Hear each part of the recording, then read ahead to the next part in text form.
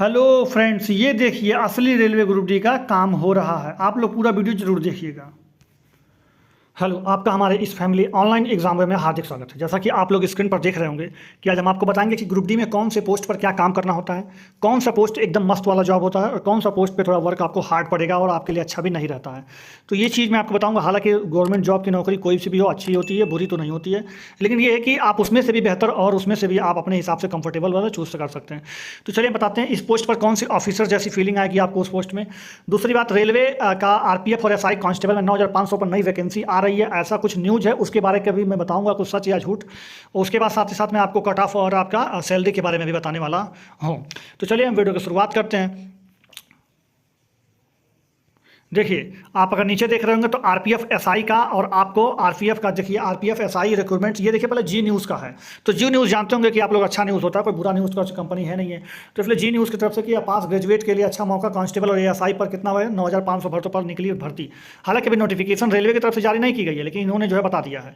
इसमें देख सकते हैं आप, ये भी कहा था कि दरअसल आरपीएफ में और जो 12 पास और 12 पास कैंडिडेट का मतलब एएसआई में जो है असिस्टेंट सब इंस्पेक्टर में 9,500 पद पर भर्ती निकली। इच्छुक अभ्यर्थी इतने भर ऑफिशियल वेबसाइट पर अपना आवेदन कर सकते हैं, लेकिन हालांकि अभी आवेदन नहीं हो रहा है, लेकिन ऐसा निकला है।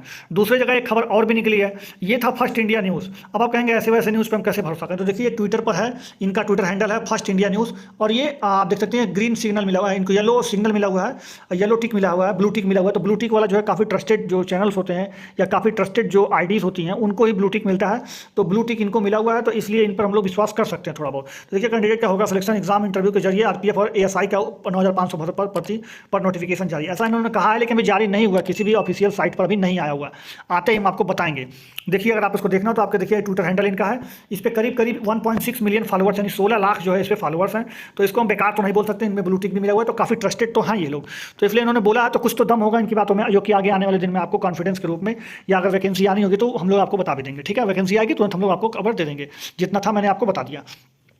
अब दूसरी बात ये कि कौन से पोस्ट पे क्या काम करना होता है, मैं बारी बारी आपको डिस्कस कर देता हूँ, थोड़ा थोड़ा ब्रीफ में डिस्कस करूँगा, ज़्यादा डिटेल नहीं बताऊंगा, लेकिन क्योंकि वीडियो लंबा हो जाता है ना, तो इसलिए ब्रीफ में डिस्कस करेंगे। देखिए ये पहला जो पोस्ट है असिस्टेंट आपका वर्कशॉप जैसे जो डिपो होते हैं, जैसे मान लीजिए जहाँ पे ट्रेन जाकर के खड़ा होती है, जैसे उसके पहिए में या फिर कोई स्प्रिंग में या फिर कोई कोच डब्बे में कुछ गड़बड़ी आ गई है, इंजन में कहीं कुछ, मतलब इंजन में नहीं, बाकी जो है कोचेज में अगर कोई दिक्कत आती है तो वे वर्कशॉप में जाते हैं। और वर्कशॉप में क्या होता है उसमें जो भी जैसे यहाँ पर पहिए वगैरह में कोई दिक्कत आएगी, इसी तरह से आपको वहाँ पे वर्कशॉप में काम करना होता है। देख रहे हैं ना किस तरह से रेलवे ग्रुप डी के एम्प्लॉय काम कर रहा है। ये वर्कशॉप है रेलवे का, यहाँ पर काम होता है, पहिए में, कोचेज में, हर जगह काम होता है। चलिए आपको हम आगे बताते हैं और क्या क्या है इसको दूर करता है। तो उसमें आपको असिस्टेंट का काम दिया जाएगा, मतलब उसमें आपको काम मिलेगा। यहाँ पर लिखा असिस्टेंट ब्रिज। असिस्टेंट ब्रिज जैसे नाम से ही कंफर्म हो रहा होगा कि जैसे रेलवे के जो पुल हो, चाहे आप गर्डर पे पुल बनते हो, चाहे आप स्टेशन पर एक प्लेटफॉर्म से दूसरे प्लेटफॉर्म पर जाने के लिए पुल बनते हो, जहाँ भी रेलवे अपनी पुल बनाती है उसके मरम्मत के लिए, उसके देखभाल के लिए, उसके रखरखाव के लिए एक ग्रुप डी कर्मचारी को नियुक्त किया जाता है। उसके लिए भी आपको असिस्टेंट ब्रिज का होता है। फिर एक तीसरा नंबर है असिस्टेंट कैरी एंड वैगन। इसका नाम पूरा होता है assistant carry and wagon. Wagon मतलब होता है जो इसका डिब्बा होता है, मतलब डिब्बे के अंदर जैसे सीट हो गया, कवर हो गया, खिड़की हो गई, शीशा हो गया, और ये सब जो चीज़ें होती हैं, तो टोटी वगैरह होता है। तो इसमें जो कोई दिक्कत आती है, अगर कहीं कुछ टूटा फटा कटा होता है तो आप इसको मरम्मत करेंगे, आपका ये काम रहेगा। फिर आता है असिस्टेंट डिपो स्टोर। जैसे आप किसी वर्कशॉप में हैं तो वहाँ पर अलग अलग डिपार्टमेंट का एक होता है स्टोर। जैसे वहाँ पर मान लीजिए इलेक्ट्रिक का डिपार्टमेंट, तो वहाँ पर खूब सारे बल्ब और फिर उसके तार वायर वगैरह, फिर आपके प्लग स्विच वगैरह रखे रहते हैं। फिर इसी तरह से पंखे लगे रखे रहते हैं, लाइटिंग रखी रहती है। उसी तरह से अलग अलग डिपार्टमेंट में, जैसे मैकेनिकल में जाएंगे तो लीवर वगैरह इस टाइप की चीज़ें रखी होती हैं जो कि स्टोर में काम आती हैं, ग्रीस ऑयल, तो जो कि स्टोर बना के रखा रहता है, उसके रख रखाव और कौन सी सामग्री कितना आप किसको दे रहे हैं इसकी डायरी में मेंटेन करना होता है। फिर अगर बात करें हम पांचवें नंबर का, तो ये लिखा असिस्टेंट लोको ये डीजल। लोको डीजल मतलब जो इंजन वाले जो डीजल होते हैं, डीजल इंजन, जो जहाँ पे डीजल इंजन बनते हैं वहाँ पर आपको हेल्पर का काम करना होगा। मतलब आपको एक तरह से उनकी जो इंजीनियर वगैरह होंगे उनके अंडर में आपको काम करना होता है। फिर अगर आता है असिस्टेंट लोको सेट, मतलब आपका ये आता है इलेक्ट्रिकल में, मतलब जहाँ इलेक्ट्रिक इंजन बनते हैं वहाँ पर आपको काम रहेगा इसमें। फिर आता है आपका ये असिस्टेंट ऑपरेशन सिग्नल इलेक्ट्रिकल, मतलब अगर इलेक्ट्रिकल का ऑपरेशन, जैसे कहने का मतलब ये है कि जैसे मान लीजिए कहीं भी लाइन बिछ रही है जिस पे इलेक्ट्रिफिकेशन का काम चल रहा है, तो वहाँ पर आपके ऑपरेशन को सफलता सफलतापूर्वक करने के लिए वहाँ में भी ग्रुप डी कर्मचारी का एम्प्लॉयमेंट रहता है। फिर असिस्टेंट पॉइंटमैन, पॉइंटमैन क्या होता है, जैसे मान लीजिए एक ये ट्रैक है और एक दूसरा ट्रैक है, फिर यहाँ तीसरा ट्रैक है। अब कोई ट्रेन मान लीजिए इस ट्रैक पर आ रही है तो दूसरे वाले ट्रैक पर डालने के लिए ट्रैक को बदलना होता है। तो ये काम जो ट्रैक बदलने वाला काम होता है वो पॉइंट्समैन का काम होता है। तो मतलब वो क्या करते हैं, एक ट्रैक से दूसरे ट्रैक पर ट्रेन जब ले जानी होती है तो उनको कहा जाता है कि आप इस ट्रैक को उस ट्रैक पर डाल दीजिए। तो पॉइंट्समैन इसको काम करते हैं, ये भी काफ़ी अच्छा काम माना जाता है, कोई बुरा काम नहीं है। फिर आता है असिस्टेंट सिग्नल एंड टेलीकम्युनिकेशन, मतलब कि जो सिग्नल विभाग के होते हैं, जैसे मान लीजिए कहीं सिग्नल कोई दिक्कत हो गया या फिर कहीं पे कोई किसी टेलीफोन में दिक्कत आ रहा है, तो यहाँ पर अगर दिक्कत से आता है तो वहाँ पर आपको ग्रुप डी एम्प्लॉय के साथ काम करने भेजना पड़ता है। फिर अगर बात करें तो असिस्टेंट ये ट्रैक मशीन होता है। एक ट्रैक मशीन समझिए क्या होता है। ट्रैक मशीन का मतलब ये होता है कि एक वैगन होती है, वो पूरी मशीन होती है, वो ट्रैक पर चलती है और ट्रैक को जांचती है कि अच्छा है कि बुरा है, ट्रैक कहीं गलत तो नहीं है, ट्रैक में कहीं दिक्कत तो नहीं है, ट्रैक में जो गिट्टी है वो पर्याप्त मात्रा में है कि नहीं है, ट्रैक में क्या कोई प्रॉब्लम तो नहीं है। एक मशीन होती है जो उसको चलाती है, वो समय समय पर उस पर निगरानी होती है, तो उस पर आपको असिस्टेंट का काम करना होगा। फिर आता है एक assistant TL and AC. TL का मतलब होता है जो ये ट्रेन लाइटिंग और एसी का मतलब होता है एयर कंडीशन, मतलब जैसे ट्रेन में जो लाइटिंग की सिस्टम होती है या फिर आपका एयर कंडीशनर एसी जो होता है, एसी बोगी में एसी वाला और बाकी हर बोगी में लाइटिंग का और फैन का जो इशू होता है उसको देखने के लिए जो है ये वाला पोस्ट बनाया गया है आपका ट्रेन टीएल एंड एसी। ये भी अच्छा पोस्ट होता है, कोई बुरा नहीं होता।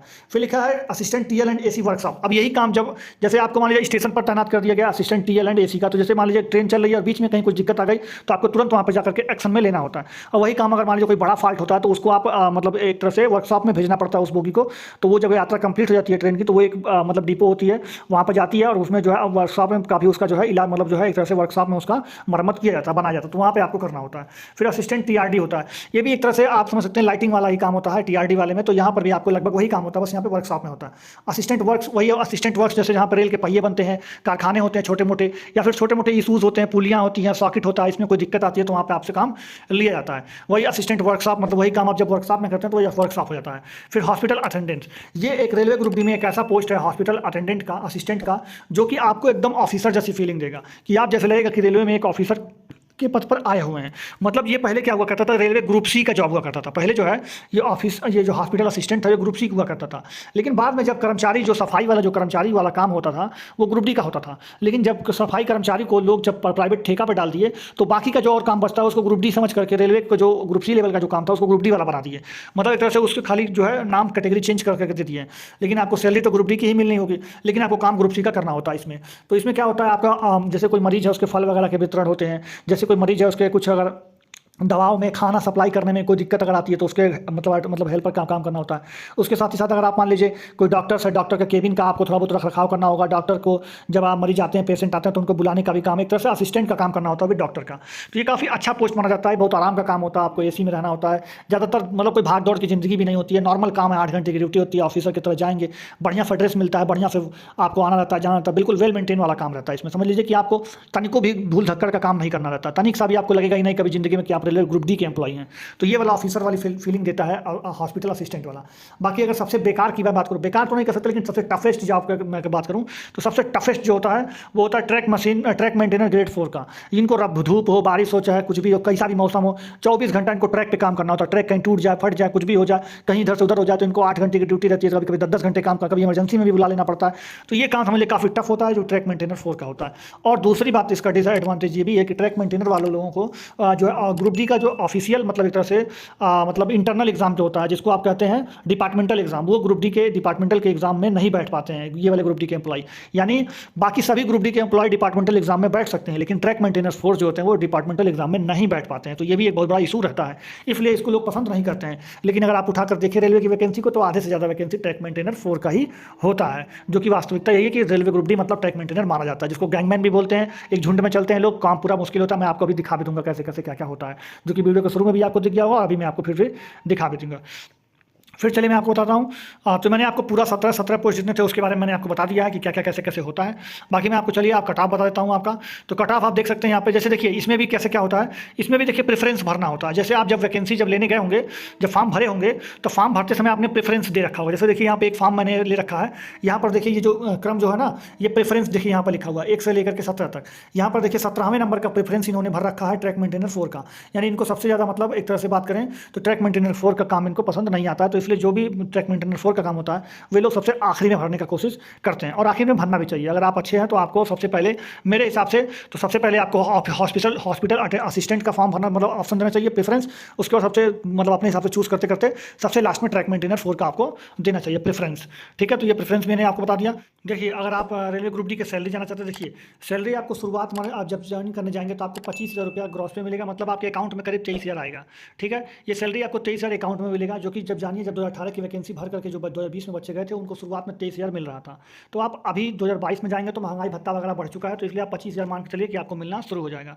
बाकी जब आप 2-2.5 साल काम कर लेंगे तो उसके बाद आपकी सैलरी, देखिए इनको 2.5 साल काम करने के बाद 31,000 के करीब सैलरी मिल रही थी, तो आप जब 2.5 साल काम कर लेंगे तो आपको सैलरी कम से कम 32,000 से लेकर के 35,000 के अराउंड आपको मिलेगा, मतलब आप मान के चलिए 35,000 के लगभग आपको सैलरी मिलने लगेगा। तो ये आपका सैलरी रहेगा 2-2.5 साल काम करने के बाद, और ये सैलरी रहेगा आपको तुरंत जाते ही आपको जब ज्वाइनिंग करेंगे तब। अब अगर आप मान लीजिए हाई जोन वाले कट ऑफ हैं, जो कि इसमें इलाहाबाद, जयपुर, बिलासपुर, हाजीपुर, गोरखपुर, न्यू दिल्ली है, तो यहाँ पर आप देख सकते हैं ये सारे कट ऑफ रहेंगे जो कि आपको स्क्रीन पर दिख रहा है। फिर अगर आप मान लीजिए मीडियम जोन में आते हैं, जैसे कि मीडियम जोन में ये है जहाँ पे आपको जबलपुर, भुवनेश्वर, गुवाहाटी, कोलकाता जो कि ईस्टर्न रेलवे वाला कोलकाता है, और साउथ सेंट्रल जो है रेलवे सिकंदराबाद, तो यहाँ पे कट ऑफ आपको ये देखने को मिलेगा, जैसा कि आपके स्क्रीन पर दिख रहा होगा, ये कट ऑफ आपका रहेगा मीडियम जोन में। बाकी अगर आप लो जोन से बिलोंग करते हैं, जैसे कि आप लो जोन में आता है south eastern railway Kolkata, central railway Mumbai, और फिर southern railway Chennai, south western railway Hubli, और वेस्टर्न रेलवे मुंबई का अगर आप आते हैं तो यहाँ पर भी देखेंगे आपका कट ऑफ ये रहेगा, बहुत कम जाने वाला है यहाँ पे कट ऑफ, यानी 52 से 55 नंबर जनरल है, तब भी आप यहाँ पे सेलेक्ट हो जाएंगे। और मैं बताऊँ तो ये मैंने कट ऑफ आपको बता दिया। बाकी अगर वीडियो अगर आप अंत तक देखें तो उसके तहे दिन से आपको धन्यवाद। वीडियो पसंद आया होगा थोड़ा सा भी तो इस वीडियो को लाइक कर दीजिएगा, चैनल को सब्सक्राइब करके बेल आइकन जरूर दबा दीजिएगा। चलिए मिलते हैं नेक्स्ट वीडियो, तब तक के लिए जय हिंद, जय भारत, धन्यवाद।